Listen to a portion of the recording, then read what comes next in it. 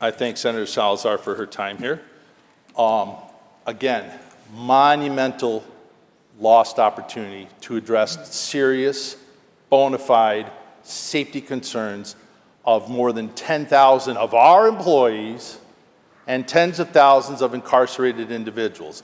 In my travels, I've talked to inmates in the facilities that have told me the guys that are in special housing, that are in solitary confinement, have a better deal than the guys on the honor block.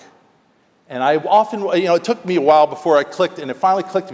It's because with the limited resources, when we say we've got to do this because HALT says we must do X, Y, and Z, those resources, those staff, come out of the general population. They come out of the honor blocks because they're going to hold hands in special housing.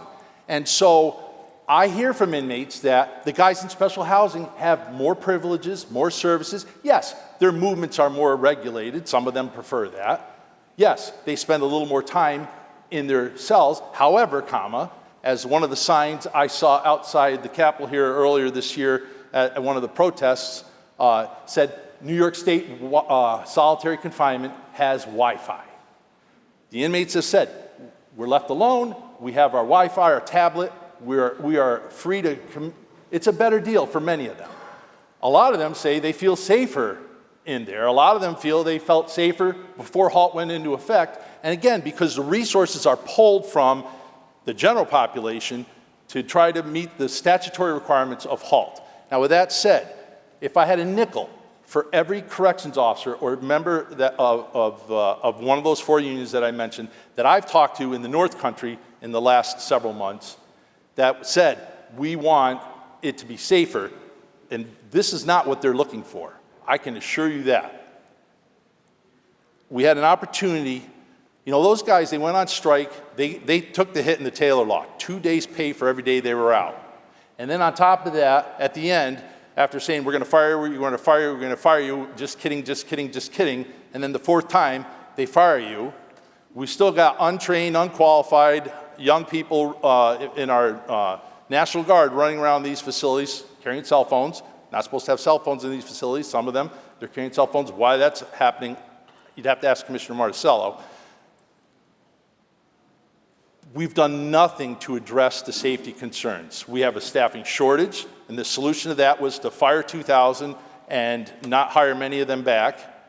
We're going to close a couple of facilities, perhaps, it sounds like.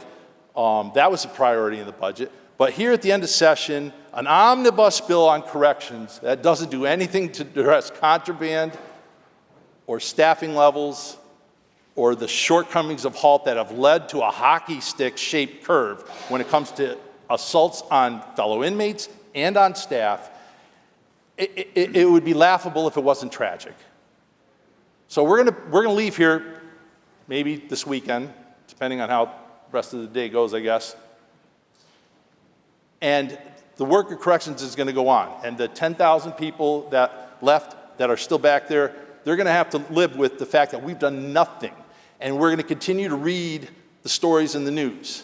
And I hope that we don't see any more overdose deaths in our facilities like we've seen.